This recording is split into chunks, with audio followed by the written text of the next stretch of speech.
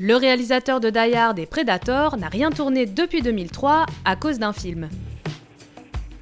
Incompréhensible remake du classique de Norman Jewison, sorti en 1975, cette nouvelle version expurgeait tout ce qui faisait la force du film original, notamment son discours politique et social. Avec ses séquences d'action sans queue ni tête, un montage à la tronçonneuse, un casting semblant même se demander ce qu'il faisait là, le naufrage artistique et commercial fut total. En plus d'ailleurs de plomber la carrière de Chris Klein qui reprenait le rôle mythique jadis tenu par James Caan. Un ratage qui fut rapidement estampillé comme l'un des pires films de l'année 2002.